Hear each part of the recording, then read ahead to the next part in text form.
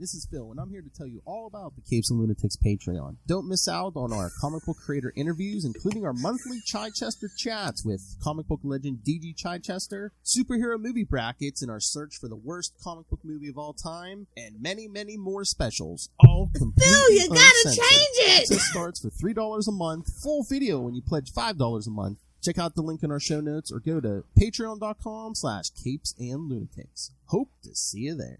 This is Luca Perich, host of a Totally Turtle sports and gaming YouTube channel, and you're listening to the Capes and Lunatics Podcast Network. I'm here for Peter. Yes, what am I doing wasting that 4 to 5 hours a night in bed? Alright everyone, welcome back to another episode of the Ultimate Spider-Cast.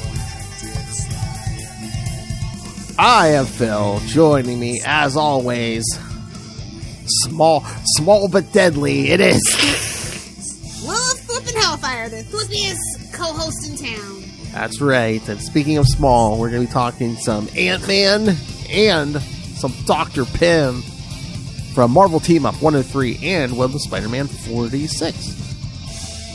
46? And don't worry, kids, we're going to get to that travesty of what we call Amazing Spider-Man 18, so. And what happened to Ben Reilly this week, so. Stay tuned! It's just something really messed up about a villain and his villainous lady being Chasm and Goblin Queen. Like, it's just something that don't sit right in my spirit with those two names. And Hallows Eve. That's fine, but Chasm and Goblin Queen, it's a little too sexually charged innuendo for Marvel, I would think. That's true. That is true. Yeah, both of them. Gobble, gobble. But we'll get there. Let's talk something a little more interesting. Alright, so, yes, kids. So, continuing our Ant-Man and all things Ant-Man coverage. Wonder why. Alright, so. Quantum Mania? Maybe we'll get Quasar?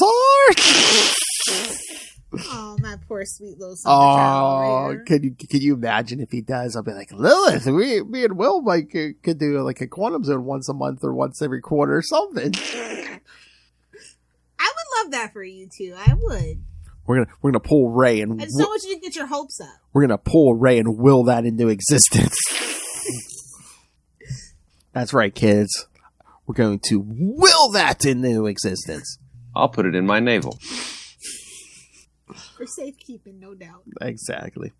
Alright, so going in chronological order, we will start with Marvel Team Up with number 103 from March 1981. The Assassin Academy. I wonder who the villain's going to be. Writer David Michelinie. Penciler Jerry Bingham. Inker Mike Esposito. Bazinga. Whoa! Somebody take her medication. Bazinga. Inker Mike Esposito, colorist Bob Sharon, letterer Diane Elbers, and editor, once again, Denny O'Neil. It's getting a little deja vu in here, man. I know, man. Inside Baseball, we were just doing a Batman episode, and the editor was Denny O'Neil. This man gets around more than Stan Lee. Oh, my lord. I don't think that's possible. Scrolling, here we go. Scott Lang, dressed in his Ant-Man costume, is fixing connections inside his daughter's ROM doll. Oh, creepy. Oh my god. I guess we're Go see Megan. Oh, is that good? Yeah, I liked it. It was funny. Nice. I was going to say, I'm sure they were pushing a ROM book, but it's like, who are we trying to... It ain't gonna happen, babes. It ain't gonna happen.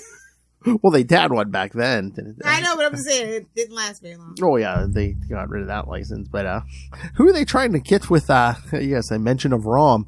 Why did your eye drift over to my box? Quark? Whoa! When he hears her shout that she is home, fortunately, he has just finished welding the final connection with his portable laser torch. So he quickly climbs out of the doll's innards and enlarges the human size. Yes, that's a disturbing panel, but it's fine. Casey will kill him, he muses, if he does not have her toy fixed as promised. When she finds... Spoiled little brat. Sounds like it. Well, again, divorced father. He's just trying to make her happy, you know. Oh, man, pain. Oh, better that man. Why won't my daughter love me? Better that man pain than like a dead, spouse or kid or something. True. If he doesn't ever, when she finds him, he is wearing only a towel as if he had just taken a shower. She explains that her teacher, Mrs. Buckman, let the class out early so they could practice a new recipe learned in home economics, and she will make it. Pretzels and cheese for dinner. Oh yeah, single dad for sure. Where do they live, in a bar? The best bar, because no pretzels come with cheese unless it's Applebee's. These pretzels are making me thirsty. Not too thrilled with this prospect, Lang tells Cassie to play with her Rom doll for a while, and when she departs, he quickly stows away his Ant-Man gear. Later that evening, as Cassie serves the promised meal, the doorbell chimes, and Lang invites Gus Sweezer, an old prison cellmate, inside. With your child? Okay. Isn't this a parole violation? I know! Like, babes! He makes almost as bad a life choice as Peter does. I know, because I'm like...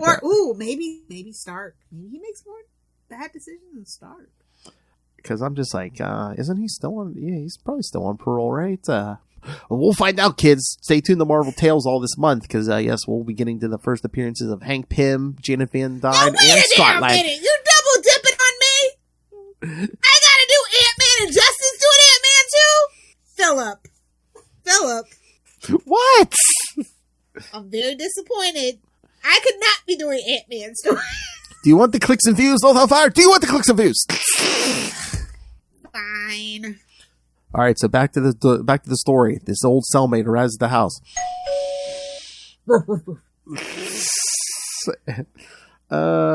Sweezer remembers Lang as the only inmate who did not treat him like a dumb pug.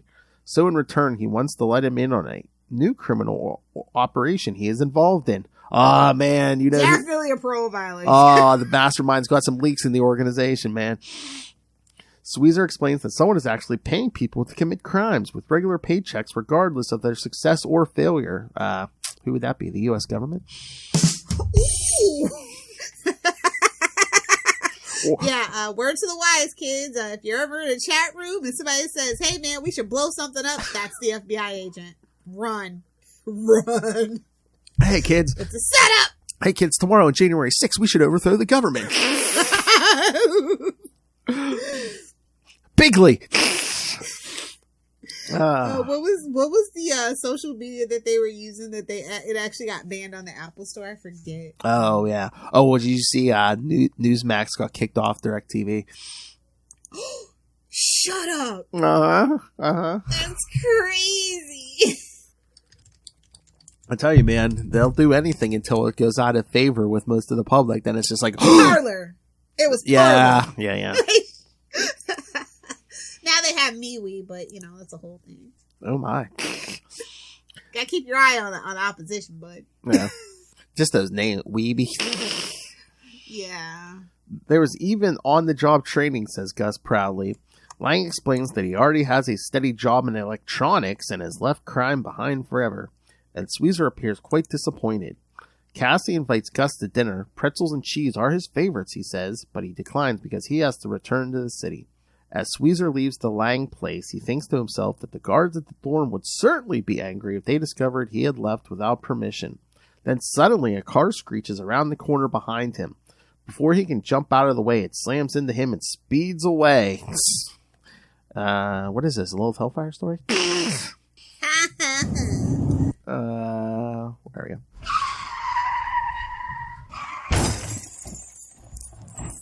The next morning, as Lang sits down with coffee, he reads in the Daily Bugle that Gus Sweezer was run over last night.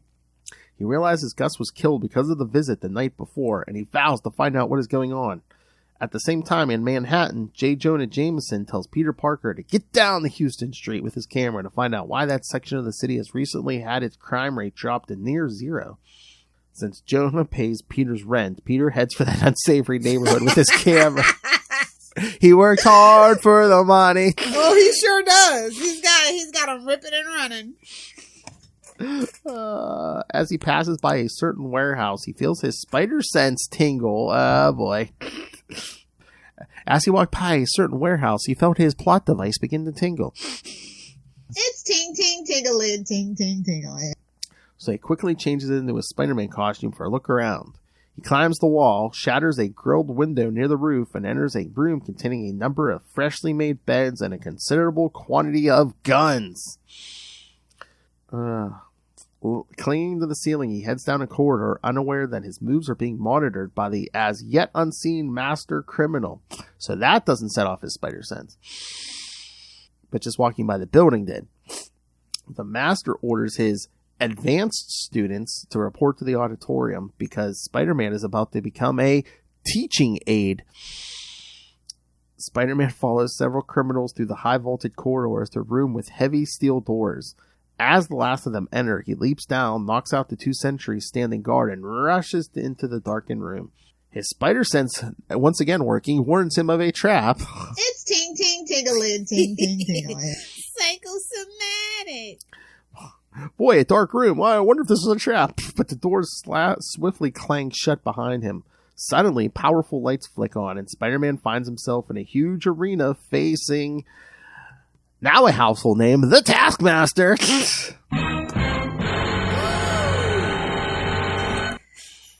Clutches pearls. The one of the penis variety kids. Bazinga. Bazinga. Hundreds of criminals are seated awaiting the start of the demonstration. The criminal tells Spider-Man that this is the Manhattan branch of his training academies where he trains hoodlums off the streets to be expert criminals and makes money by renting their services. He intends to show them that superheroes are not as tough as they're cracked up to be. Now Spider-Man knows why the local crime rate has fallen so drastically.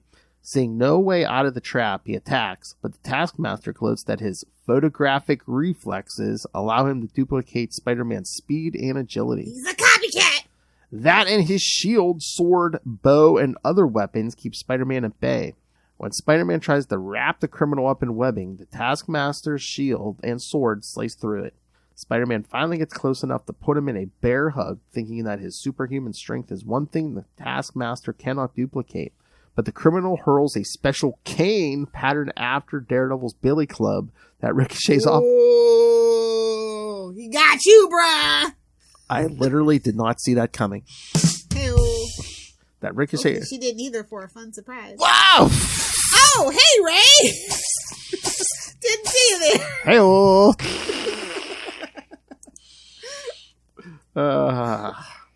Several of the Taskmaster's henchmen... Like a moth to a flame. Ray to a Spider-Man podcast. Do you think he was just sitting there waiting till we were done with Batman and then it's like, oh, it's Spider-Man, it's safe to jump on now. Several of the Taskmaster's henchmen haul Spider-Man into an adjoining room. Meanwhile, Scott Lang arrives by bus outside the warehouse when he sees Slick Mick Butler, a gun runner he wants... That is a porn star name if I ever heard one. I'm sorry. Slick Mick.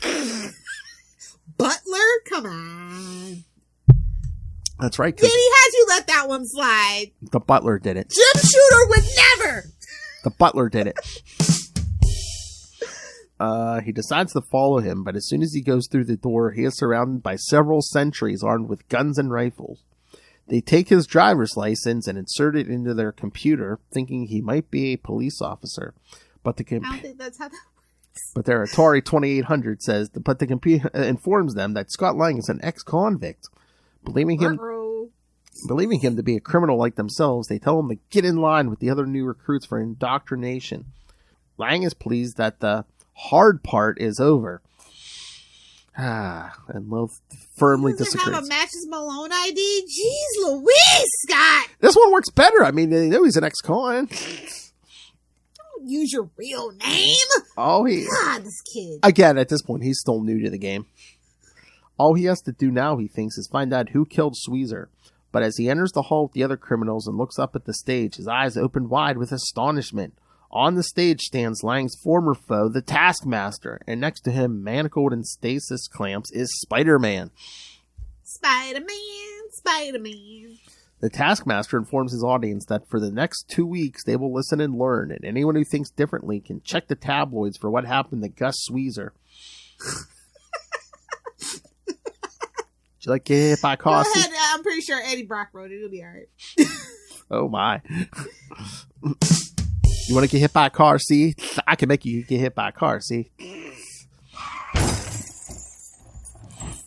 Thus, Lang learns who ordered Sweezer killed, and as he continues to watch, the Taskmaster hits Spider-Man in the stomach to show how helpless he is. The master criminal announces that he has scheduled a field exercise for his new recruits as a test to separate the wheat from the curd.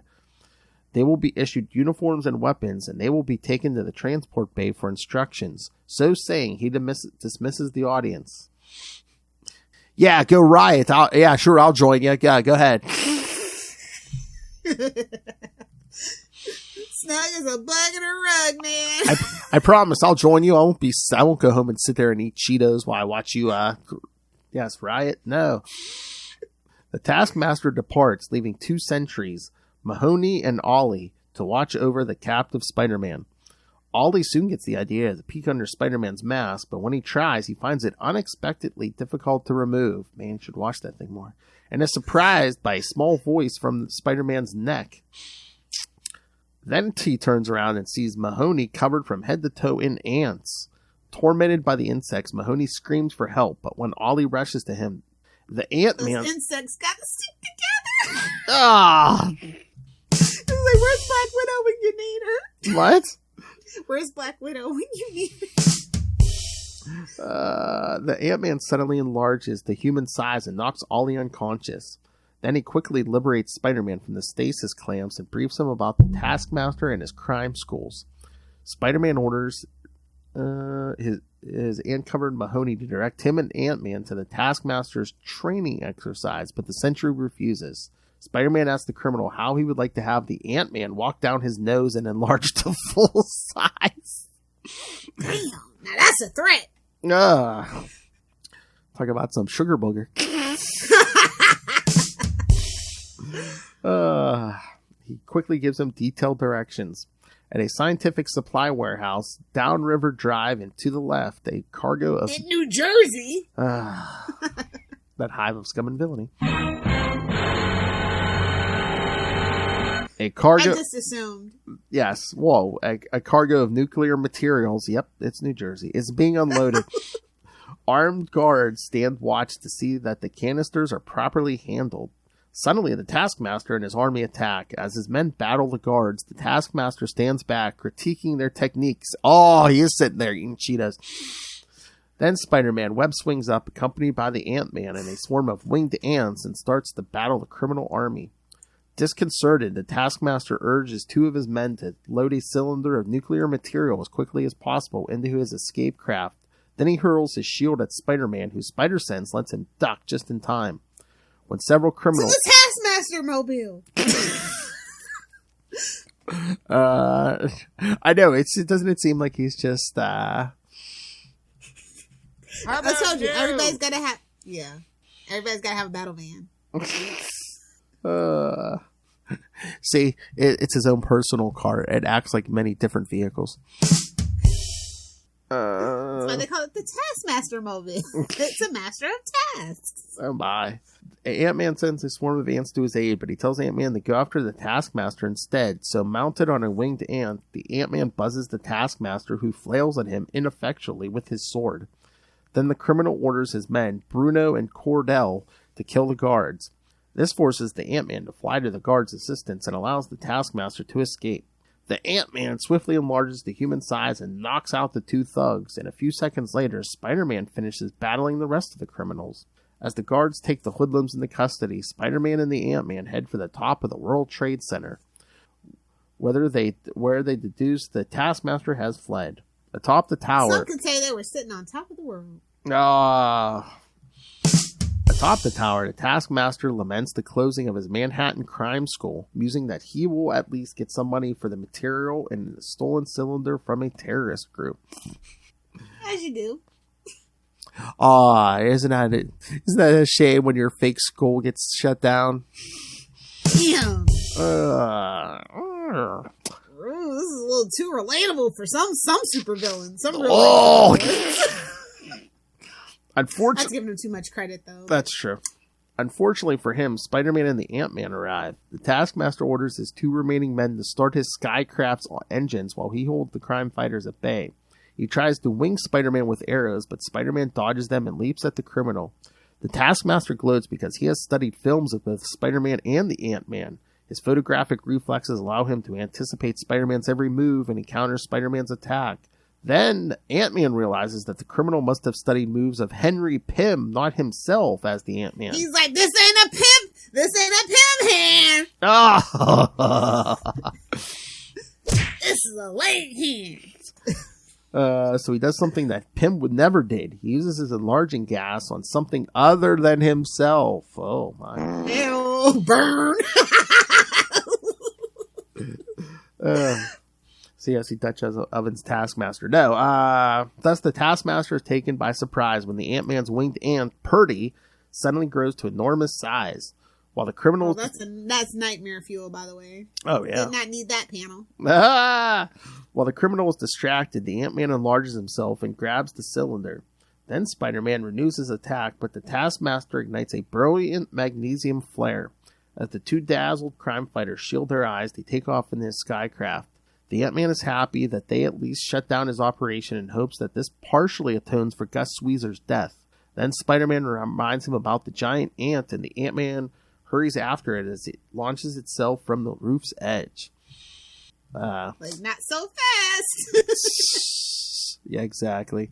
I could sprinkle some Pym particles on it to make it bigger.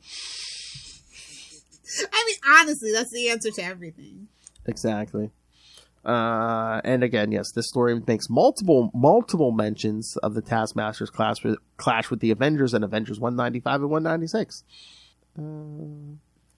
The story makes multiple mentions of Scott Lang's past criminal record. He uses his technical know-how to commit robberies until he was arrested. Upon his release from prison, he went straight as seen in Avengers 181. Again, everybody's been in Avengers. Oh my. And again, Twin Towers should be a topical reference. Starting time. Bro, it kind of boggles my mind that some people that I know, like, were literally born and never saw the Twin Towers. Like, you know what I mean? Like, their media doesn't even show it. You know what I mean? I mean, yeah, my child. I know. Can you imagine? All right, Lilith. I know Ant-Man's not your favorite, especially Scott Lang, but thoughts on this? I mean, don't get me wrong. I love Paul Rudd, but the actual character of Scott Lang in the books, poopy. It depends who's writing it, but... Okay, if you say so. I mean, I'm open to recommendations. Okay. It's just not an interesting mechanic. Well, I told you. Unless it's Black Goliath. Well, I told you. You like that Wasp #1 that just came out? Yeah. Yeah, because he did a 5-issue. Was it 5? I think it was 4 or 5. Ant-Man miniseries late last year. So. Okay. I mean, I would prefer something a little like not this old, but like, is there something like after this? Well, there is in the middle of that Siege of Avengers Mansion thing. There's the Wasp and Scott Lang take on Absorbing Man and Titania. Ooh, okay. Give me the issues and I'll okay. I'll grab them. I will do that. Oh, okay. It's come to the time where we must discuss Amazing Spider-Man number 18. We're not doing Web of Spider-Man? Oh, sorry. My bad. It's like more freaking Scott Lang. No, it's Pym. Okay. See, kid, she just can't wait to get to my pain, you know? It's just... E2, Philip. E2. You know what Ben Reilly, you know. Well, of course she loves Ben Reilly, so of course she went to get to that, but, you know. Don't belittle my pain. Never. I love Ben Reilly. You gotta remember, I went Reilly. through the destruction of Spider-Man, so I totally understand how you feel. Yes. And Superman, and Batman, and Green Arrow, and Aquaman, and Wonder Woman. Now we start the TV shows. I'm talking about the books. No, I know, but I was going to say, and multiple TV shows. Yeah. All right. Oh, Supergirl. Oh my. Did you see? Yeah. Never mind. I was going to bring up the Flash final season, but never mind. Is it out yet? No. Was it February 8th? I think. Whatever that Wednesday is. I'll be probably watching a special preview of Magic Mike's Last Dance. So. Oh my. I will definitely not be there to see it. All right. So we get to Web of Spider-Man. Let's do it. All right, we're going to jump ahead in time. Web of Spider-Man 46 from January 1989. Okay, at least I was born. The power of ... hate. I bet. Writer and penciler Richard Howe, who's in, I'm gonna leave it alone. who I've never heard of before. So, this guy worked for Marvel, DC, Claypole Comics, yeah, I was Eclipse. gonna say, he should sound familiar to you. Okay, I'm not sure.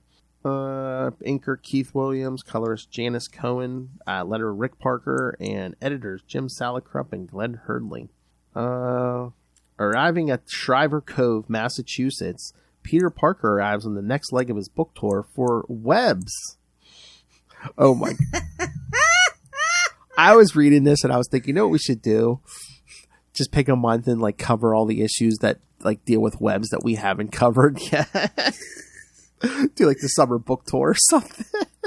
Oh, jeez. No, I won't make you that.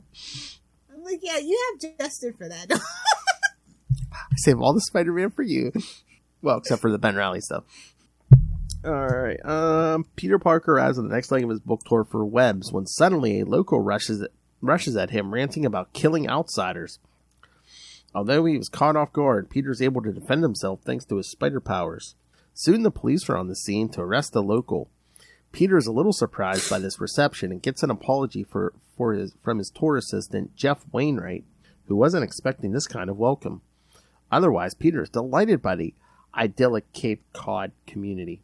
Say that 3 times fast. I was going to say, you beat me to it. Oh, you should. I mean, you might have heard of Richard because he did do a Green Lantern. Okay. 162? Is that the original? Or Volume 2, 162. Okay. And he also did Hawkman from 86 to 87. Okay, maybe. Okay. I probably know his work. I just forgot the name. Yeah. I know him best for his work on Elvira, the comic book. Oh, really? Mm-hmm.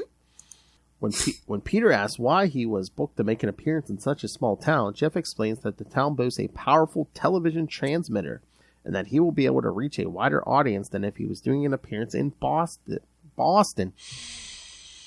All right, hold on. 3, 2, 1. I thought they were Boston pizza owners. There's worse things to be than a Boston pizza owners. Yeah, whatever. Ben Reilly, Spider-Man's clone. He's the guy. He's got a sweatshirt. Yeah, that's how you know he's different. And he's a blonde hair. Not anymore.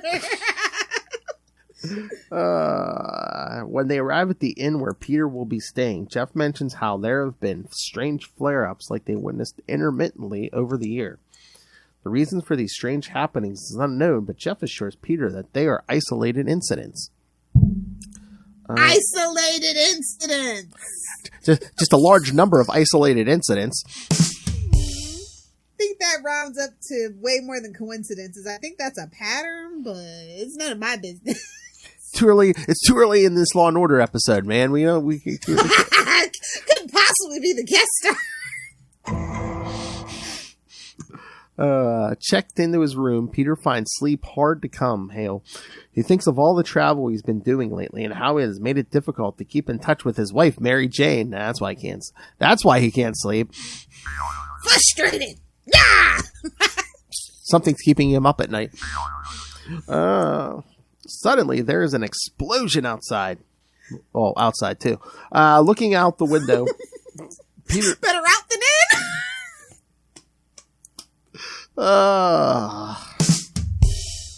Peter sees a mob has appeared outside, chanting about killing the outsider.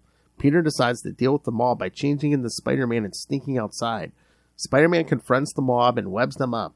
He tries to get some answers out of one of them, but all the man can do is babble incoherently about how he hates outsiders and that they must be killed before passing out. Who is this little hellfire? Who's this little hellfire? With no clue about what's going on, the wall crawler swings back up to his room and sees that someone has trashed it. Answering his ringing phone, Peter is told by Jeff that someone destroyed their rental car, saying that a group of partiers got out of hand. A new rental car is being sent out, but it will take an extra day to get there. Peter is unimpressed with having to stay another night in this strange town. The next morning, Peter Parker completes his interview on the local morning talk show. Peter can't help but wonder how people have completely changed since the day before. Instead of being hostile, they are overly cheerful. Another strange occurrence is that it seems like everyone in town undergo therapy sessions at the local clinic. When Peter... There's a pill for that for sure. Whoa! When Peter asks Jeff about it, the aide explains that everyone in town deals with a lot of stress. Jeff takes Peter up to the Hatros Clinic and can't help but remark how spooky the building looks. Jeff assures him that it is on the up and up. When Jeff goes for his session, a suspicious Peter Parker arrives shortly thereafter and tries to get inside with his press credentials, but was denied. Still bothered by this clinic and the hold it may have on the town, Peter changes into Spider-Man and breaks in. Walking through the vents, he comes upon Jeff sitting on a chair in a bizarre ceremony being performed. Through hypno lights, dance, and chanting, Jeff is instructed to hate the outsider. With Jeff successfully brainwashed, the leader of this group gloats how she has been slowly taking control of the town to create a new cult for herself. Feeling out of his league... As you should. Oh my. Spider-Man goes looking for a phone so he can call a biochemist who can help him deprogram the people of this town. Unfortunately, it's not Connors. We should be fine. Exactly. Unfortunately, when he gets, he even says that. He even thinks that to himself. He's like, I could call Kurt Connors, but yeah, the last thing we need is the lizard in this situation. Yeah. I thought it would have been hilarious, though, personally. The lizard eating cultist. Well, that's one way to fix it. There you go. Unfortunately, when he gets to a phone, he trips a silent alarm and is soon attacked by members of the cult. Fleeing back into the ventilation system, the wall crawler goes to another room and gets to another phone. He calls the California compound of the West Coast Avengers. The phone is answered by the Scar... Who are you gonna call? West Coast Avengers. It's about the same vibes, honestly. Oh my. The phone is answered by the Scarlet Witch, who listens to lounging by the pool, kids. Who listens to Spider-Man's plight and agrees to pass his messages along to Henry Pym. With the cult members closing in on him, the web slinger ends his phone call and leaves. The cult members return to their master to report their encounter with Spider-Man. Their leader warns them that the heroes often travel in packs and warns them to remain vigilant. Hours later, Hank Pym arrives in his rover bug ship. He can't wait to get back home so he can spend the time with his recently rediscovered wife, Maria. Maria. Or an incredible simulation. Having heard reports about Shriver Cove becoming incredibly xenophobic, and with Spider-Man's information about the water supply being drugged, Pym begins his investigation there. Using a mobile lab, he takes a water sample and learns that it has been contaminated with a drug that was developed by African chieftains. Suddenly, Henry is ambushed by members of the cult. Knocked out, Pym wakes up to find himself in a cave before the cult leader, the albino woman known as Nekra. She is... Somebody call Tombstone. Oh my! She is furious to see him as she has a hatred toward the Vision. See earlier. Only real comic book fans understand that reference. Mm-hmm. Suck it, MCU. Oh my! She explains that she is forming her cult to keep her promise to her lover, the Grim Reaper, and restore him to life. Is that the Grim Reaper? As in Simon Williams, Wonder Man's brother. Okay. Yes. I was gonna say, some woman dating the Grim Reaper. Who is this? Lilith Hellfire? Only in my Sim save file, bud. All Lilith Hellfire sexual encounters are threesomes. Her, the man, and the Grim Reaper. I'll be here all week. Try the veal. All right. Not the veal. No. I'm sorry. The sweet baby cow that didn't do nothing to nobody. How dare you? All right. The salad. All right. There you go. Although plants feel pain and don't want to be eaten either, but we'll just ignore that. I'll be here all week, kids. Try the oxygen. Ooh, hate to break it to you. It was nice knowing you, kids. Drop that. See? There you go. That's it. That's it. We're out of here. Good night, everybody. We're on the Lilith Hellfire band. Thank you. Good night. We enjoyed your money. Drop that. Good night. However, before she can eliminate Pym, they are interrupted by Spider-Man and begins battling her cultists. While Spider-Man deals with the cultists, Pym tries to deal with Nekra. Unfortunately, his weapons are useless against her as the collective hatred of the locals has made her nearly invincible. She gets stronger through hatred. Oh, man, that's a little too relatable and real for me, man. She's in love with the Grim Reaper. Hate makes her stronger. Wait a minute, is this play about me? My tongue hurts. I'm biting it so hard. That's when Spider-Man swings down and ambushes the villain, distracting her enough for Pym to trap her in some restraints. Having developed an antidote for the drugs used to brainwash the locals, loading them into Spider-Man's web shooters, the wall crawler sprays a chemical mist that cures the cultists. With her noxious gas. With her powers diminished, Nekra uses this opportunity to take the Grim Reaper's body and flee the scene. Taking her love doll and fleeing the scene. As she should. Hey, so. If Doom can have horny Doom bots, we're not going to judge anybody.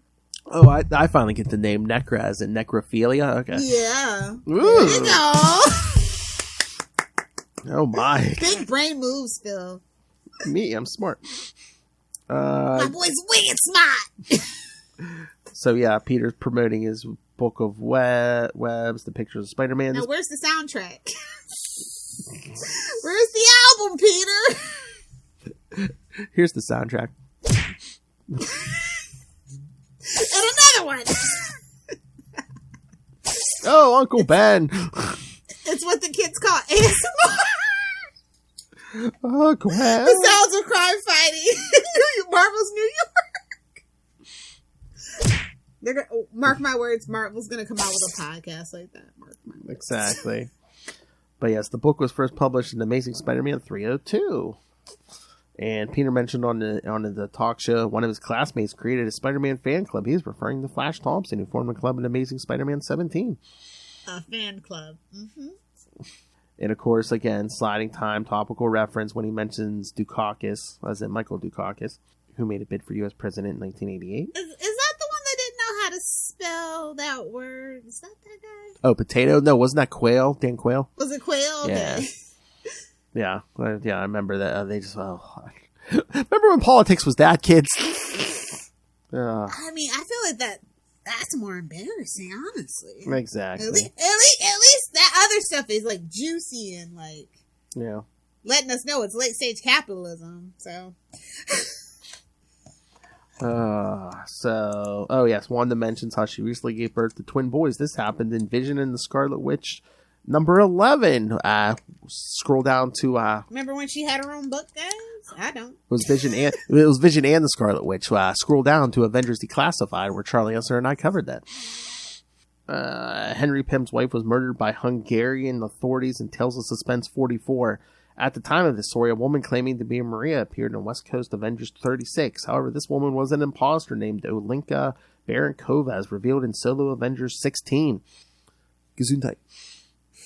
But yes, Tales of Suspense 44. I believe that's something me and Justin are covering. And Nekra developed a hatred for the Vision after the apparent death of her lover, the Grim Reaper, and Vision in the Scarlet Witch #2. Also see Avengers Declassified. Pym mentions how Nekra used a drug to brainwash people in the past. That was in Shaun of the She-Devil #5. Wow. They were just doing any old thing. Man, they did deep dive for her, man. That left an impression on somebody. I'm sure it was a young male writer. A spiritual awakening of sorts, I'm sure. Now this puberty is happening earlier and earlier.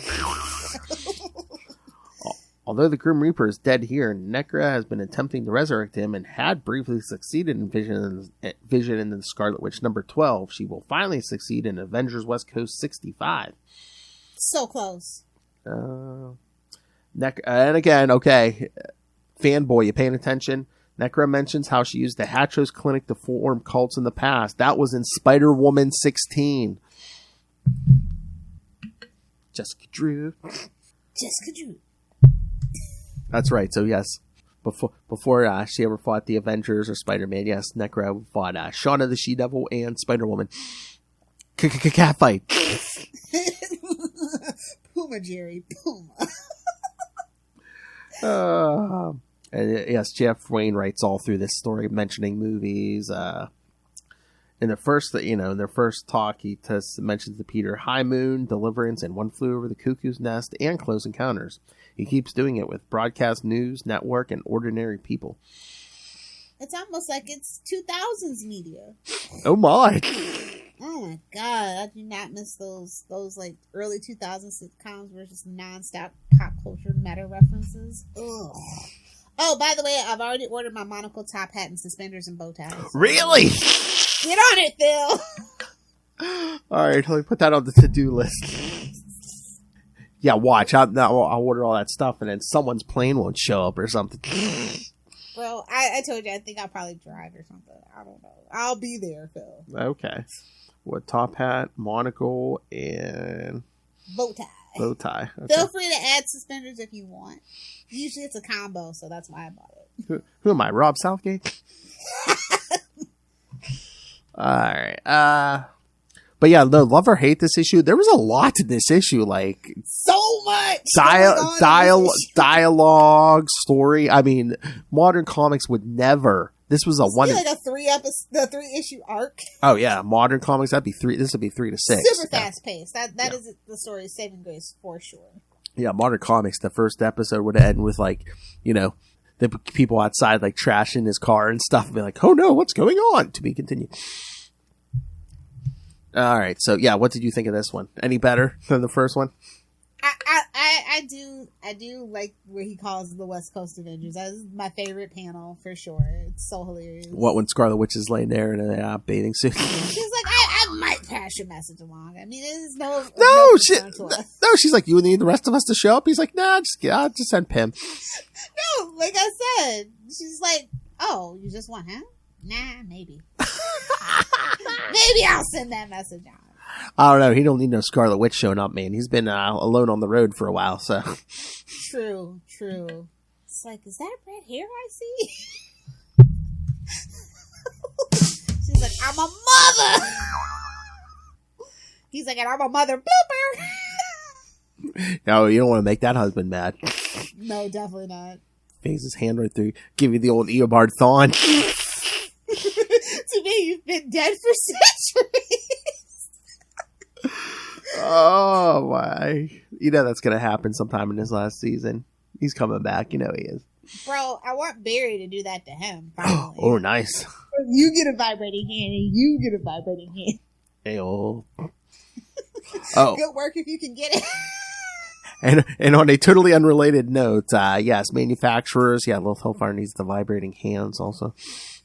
No, only for destructive purposes, not recreational. She needs all the appendages to vibrate. Thank you. Only if they can vibrate at the speed of light. And I don't think that's gonna Wow! Did Lilith Hellfire just admit she climaxes at the speed of light? What?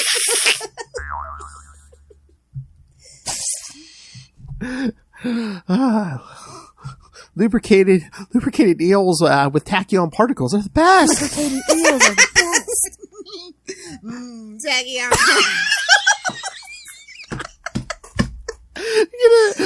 Tachyon. Tachyon particles time travel. It's like the first time all over again. It's like the first time every time. See what you're missing out on, Weenie Soap? You see what you're missing out on? I know, and we'll put more than 5 seconds thought into it if you pay us money. Come on. This is off the cuff. So off the cuff. It's not funny. And speaking of off the cuff and putting no thought into it, Amazing Spider-Man 18. Let's get to it. Oh, burn! Burn! Justice for Ben Reilly, I tell you. The humanity. Yes, kids. It was truly like the blimp blowing up, bro. I don't know what's going on. The Hindenburg, yes. All right, kids. So, yes, for those of you who missed Dark Web X-Men #3, yes, the X-Men have managed to talk Madeline Pryor down, but so you'd think they'd be able to talk Ben Reilly down, but no. What do? They make him the king of limbo. It's too much humor, which is like really downplaying the seriousness, and what should be really emotional is my biggest problem. Oh, yeah. And Spider-Man's new Bizarro. Yeah, come on. Yeah. So now Marvel wants a Bizarro. That's the trap of Spider-Man, where it's like, it's so dramatic, but you do have humor too, and like people don't know when the right time. They don't know how yeah. You need to time out the humor and the floating heads of guilt and never. It's a formula that not a lot of people can replicate, for sure. Yes.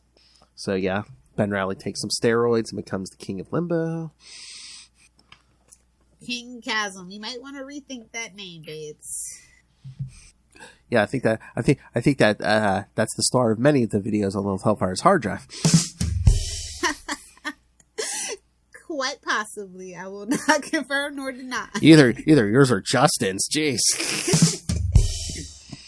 I want to get back to regular programming. I'm just going to be real with you. I'm so over Spider-Man crossover big events. I'm so over it. And again, just the limbo hell thing. It's like it's so out of brand for Spider-Man 2 because they're telling you that Uncle Ben is Mephisto. I get it. Look, listen, I get it. You listen to me, but you got to be more blatant. A lot of people don't understand the subtlety of what you're admitting to here.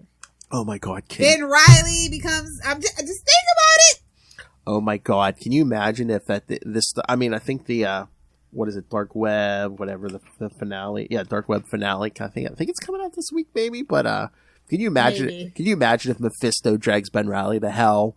Kids, get on social media, every social media, because in the biggest text she can put, Lilith Hellfire is gonna be like, "I told you, Uncle Ben was Mephisto." Bro, if anybody had the balls to make that happen, you know what? You could just have my savings, honestly. Oh my! Honestly, just so I can be like, I told you so. And then Betty Brant shows up, and it was me, Peter. Seriously, we're gonna make Ben Reilly full evil. He should be with Betty Brant. Come on. I'm saying, what a missed opportunity. No, forget the hell thing. No, we revealed that Betty Brant has been the ultimate villain the whole time, and now that Ben's like going Breaking Bad, yeah, he can be her like new partner. They just don't listen to us, Phil. They just don't listen. I mean, okay, Marvel, I get it. I mean, you want to do an anti-Spider-Man, and for those who say, what about Venom? Well, we want to do an anti-Spider-Man with anti-hero. No. We want to do an anti-Spider-Man with a brain. Oh, you mean not just eating it? Not a dumb lunkhead. Yes. Okay. Because again, I mean, even as the King in Black, I mean, Eddie Brock isn't the smartest. Of course, he is a big dumb meathead. It's what we love him for. It's his brand. I mean, he's such a big dumb meathead. He should be sleeping with Lilith Hellfire. Ooh, but I want somebody who has journalistic integrity. So Yeah, well, he may not have journalistic integrity, Lilith Hellfire, but he does have something else. Is that a sentient tongue? She knew. I don't know if that makes up for it. Still gotta have a little personality. Just a little personality. Even for a oneer? Come on. Even for a oneer. Ooh. What am I, a man? Wow. Sorry. I'm kidding. You know I love you guys, but I know some guys that are like that, so I can say that. Oh my. So yeah, I don't know what's going on. I literally don't know why we're doing this story. I'm so confused. I know, so it's basically they like... did the whole Beyond thing to do this. This is like... Well, so what are the two possible outcomes in this finale? Either it's like, okay, we're going to steer fully into the skid and Ben Reilly is going to roll over Limbo, which is going to kind of seem weird and off-brand. Limbo is dumb. Exactly, and it's an X-Men thing. Like, Limbo is Limbo. Like, what are you going to do? So, Twiddle your thumbs? So either we're either going to double down on this, or at the end of this, we're going to, turn around and... Just kidding! Yeah, exactly. So it's like... There's no middle ground. Dream. Ooh. But Ben Reilly's going to wake up in the shower. Oh, yeah. And we'll be right back to the beginning of the Clone Saga. That's the joke on us. No, I guarantee you know what's going to happen. Ben Reilly's going to pull out of this and get hail. Well, we could, the pulling out metaphor gets even better. All right. But he's going to be somewhat back to normal, but Janine's still going to be like evil. Yeah, of course. So yet another... Well, I think that, no offense to the fans of hers, but I think she has always been a detriment. I've never really felt that relationship that strongly. It's not an epic love, and I think making her his villain, that personal trauma and tragedy of man pain, and she's still alive, I think that is definitely a different flavor of man pain that I could be on board with, possibly. To paraphrase Lilith Hellfire, if you're not JMD Mateus, you can't write Janine. I mean, basically. Pretty much. Some writer, like, you just can't replicate some things, No, I mean, he created that character, and, every other story until this one, it's, until the Beyond stuff, he was the only one writing her, so. Yeah. So, it is what it is, but I feel so bad for Ben Reilly fans. Like, they could have done so much. They had every opportunity to redeem this character, do all the things that the fans have been asking, and it just really does feel like a slap in the face. I mean, to be determined, but I'm pretty sure it's going to be nothing great. And again, it's not even original. I mean, remember Clone Conspiracy? They brought him back to be the Jackal. Exactly. Why? And everybody's like, I guess they forgot about Kane, bro. Yeah, they did. Yeah. Somebody did their homework. That's the most embarrassing part. I know, even though Kane was the Scarlet Spider back in like 2012. Was not that long ago. No, 10, 11 years ago. Come on. Ooh, it's embarrassing for me. I'll be glad to see it come to an end and for us to get back to regular programming. But I will be sad to see Mary Jane and Black Cat. Hopefully they'll have more interactions and they'll do something cool with that whole situation that they set up. Yeah, is that just a mini or? Yeah, that's just a mini. Okay. I was gonna say I would like. As far as I knew, I would like to see Did you it. hear anything? I don't know. I haven't heard anything. I would like to see it keep going past the dark web stuff. The writer is super busy. Oh yeah, because Jed McKay is going. I think at this point he can only say yes to minis. Really? Well, no. Did you see? They just gave him a new ongoing, right? The Avengers. Yeah, he's going to be the new Avengers writer. Yeah. So that's what I'm saying. Like going forward, I think he can only say yes to minis and not another. He's got way too many ongoings at this point. So. That's true. Yeah, Moon. I mean, for his sanity, it's going to be Moon. Sure, it'd be nice for his bank account, but I think for his sanity, he probably can't. So he's going to have Moon Knight, Doctor Strange, and Avengers ongoing. Yeah. Plus whatever his creator and stuff, and yeah. Yeah. It's a lot, especially creator owned. I mean, I don't know his situation, but unless you're like on like certain deals and setups, creator owned is like really in depth, really hard. You got to put so much work. It's a love endeavor for sure, but it is hard. Hell. But yeah, no, I mean, the best to him. I mean, we talked to him. He's a very nice man. Another nice Canadian. So yeah, exactly. American comic book sweetheart. That's how that goes. So, I mean, I wish you didn't have to work so hard, but I mean, it's nice when you get it. It's like, well, I wish comic books paid more. Exact. It's like why did the prices? It's such a catch-22. Why is the price so high? But like, it feels like the prices probably have stayed. It's like, minimum wage. It stayed the same for like what, 20 years? Exactly. It's like, why are the price of comics going up, but the creators aren't making it anymore? Yeah. Marvel, Disney. I mean, I know for a fact that like Archie writers, they get more than the going rate. Yeah, I was gonna say, does DC pay any better than Marvel? Or no. I think they pay a little worse from everything that I understand. But again, that's at cons and stuff. But that's Warner's too, so another big company. Still, I mean that's embarrassing if true though. Well, so they're Walmart,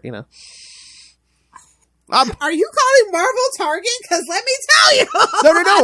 No. I'm saying DC and Marvel are both Walmart, just the way they pay their employees. I think they're Kmart. They're on the verge of becoming Kmart. Whoa. Out of business. No, before they go out of business, you're going to see art by AI artist 1, 2, 3, 4, 5. I mean, I'm not going to say what book I opened up and thought Chat GPT did it. I'm not going to be rude like that, but I think it's around the corner sooner than we think. As soon as they learn how to draw feet and hands and ears, it's over. Was it a Marvel or a DC book? It was a Marvel book. Was it? Oh. Mm-hmm. And it came out this week, too. Oh, my. I mean, it's a book of inconsequential things. Oh, shout out to Murder World, by the way. Oh, I didn't. My freaking God! I have. Like, how much can you milk Wolverine, let alone Murder World? Are you freaking serious? I have it. I didn't read it yet because it's like a series. It first it was. I know. Yeah. Oh, I know. I didn't read it yet, but I do have it in there. Yeah. It's parody and satire, and I love it for that. But like, did you read the Murder World Spider-Man? No. Okay.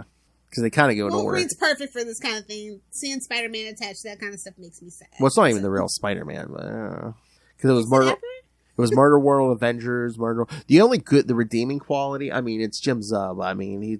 Oh, okay. All right. Not. I mean, another nice Canadian, and yes, sure. Charlie Esser and I have talked to him at least twice. He is a very nice man, so I wish nothing but the best for him. And the only and another redeeming factor is if you read all three. So I haven't read the third one yet, but it looks like Black Widow is tracking down Arcade, to get revenge. Oh, okay. I'll have to pick up the other one for what happened. I just randomly picked this one up. Yeah. Oh, yeah. It seems like Black Widow is going to track down Arcade to get revenge for what happened in the beginning of that Kelly Thompson run. Oh, nice. Okay, that seems cool. Yeah. So, yeah. No. The whole thing is basically it's like a reality show where Arcade tricked like 200 people. Yeah, for those of you who haven't read it, for the Arcade's tricked like 200 people into this contest. It's like only one of you are getting out of here alive, and don't threaten me with a good time. Reality TV. Okay, hold on. I'm gonna I don't mean any disrespect, but I'm just gonna. Oh, you're gonna send put me the answer to my What, privately, just to me? No. Oh my. No. Okay. Well, so you have to listen to the episode to even know why she said that. Okay. Maybe. I mean, there's a lot of. It was so generic. I see a lot of comics with like similar art anymore. Now I'm never. Sometimes I'm just like, and it's not just a house style either. It's just it's giving very much copy cut paste, rearrange the panels. I never know if that's just because everyone's using more digital stuff. I'm gonna tell you though, Spawn with all the Spawn books still has very distinctive style even between the different books for me. True. So there's really no excuse. That is true.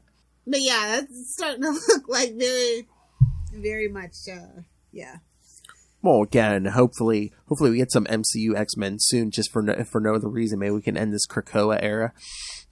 I swear they've been threatening it for a while, but I don't see an end in sight, man. Well, again, Hickman had like a three-tier plan, but they said they were going to cut them off because it wasn't selling and people are upset. Like the sales are terrible. I know, but for some reason they want to stay in tier 2. They better not use that for the MCU. I'm telling you. No. I'm telling you. I'm telling you. I almost guarantee you they're dragging this out. So when the X-Men do hit the MCU, they can switch to whatever the version of the so it looks like the MCU X-Men. They better not use that Krakoa version. No, I don't think so, no. You know what? Maybe that's why they're dragging their feet. Maybe there was a plan to introduce the X-Men earlier in the MCU, and now they're like, I definitely feel like, that Black Panther plan definitely seems like it changed. Well, I'm just saying. Well, Black Panther had to. Yeah, so maybe that's what it is. Yeah, I that's what I'm thinking. I wonder if maybe the X-Men were supposed to show up sooner. Whether they didn't. They're like, damn it, we got to drag Krakoa out more. Ugh. I mean, they don't have to. Yeah, but it's like that's what they were going to do up until whenever we got. I hate synergy in a corporate company. I hate it. It is the bane of a consumer's existence. Again, yes, the books don't have to look like the MCU. Anyone who wants to read the comics is going to read the comics. It doesn't matter if the characters look or written. I'm just saying, for all intent and purposes, from all the things the creators say, the movies really aren't helping.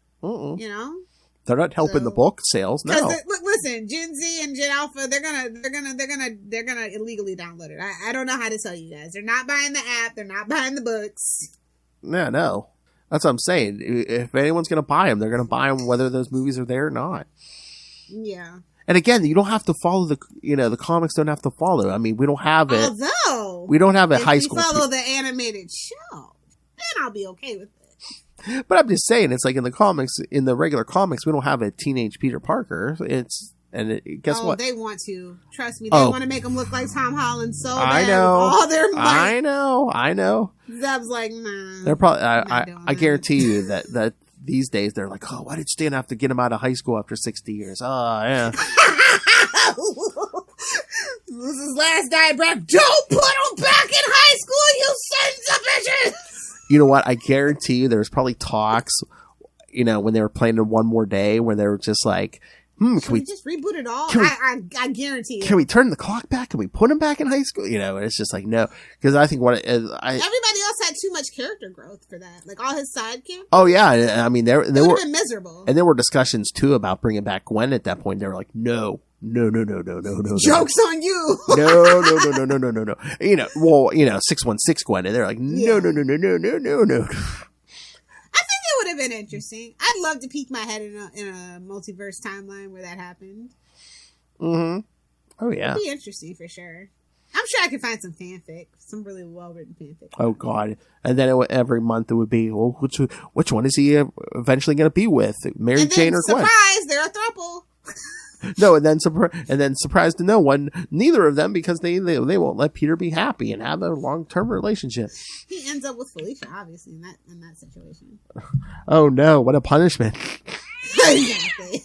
Well, actually, it is a punishment because she doesn't really love Peter; she loves Spider-Man. But that's what he has to settle. That's what she used to be, but I think I believe now, especially that's the route they would have gone. Trust me, they love a miserable Peter, so he can be he can have psychosomatic symptoms, and his spider senses don't work. I'm just telling you. I'm pretty sure she's here for Peter now. I'm here for Peter. I might be here for Chasm. I don't know. We'll see. Ooh, there you go. Question mark? That might be the good thing that comes out of it. I don't know. We'll see. What can redeem? Mary Jane's like, you're still in love with Peter, but there's another Spider-Man, and he's King of Limbo. Anatomically identical. That's right, kids. What can redeem a fallen hero who's become a villain and make him a hero again? Superior puss. Superior puss. Me, wow. Put it here. And on that note, give the kids the homework. We're gonna go. That's right, kids. We're gonna exit on Superior Puss. All right. You gotta go out on a high note. Oh, that's a mouthful. All right. Next. Oh, yes, kids. Next episode, we're gonna be covering Spidey's totally tiny adventure from Amazing Spider-Man. Amazing Spider-Man Annual 24, Spectacular Spider-Man Annual 10, and Web of Spider-Man Annual 6. And, 3 issues. I believe Ant-Man's only in the first one, so. All right, whatever. So, again, it's not like he's in every issue. Come on. It's okay. Honey, I know we're probably recording on a Saturday morning, but I think I can have a mimosa on Saturday morning. I think I'll allow myself. We'll figure it out tomorrow, yes. Gotta go buy some champagne. Oh no, I gotta go buy orange juice. I always have champagne. Oh, honey, we're gonna shrink the Spidey.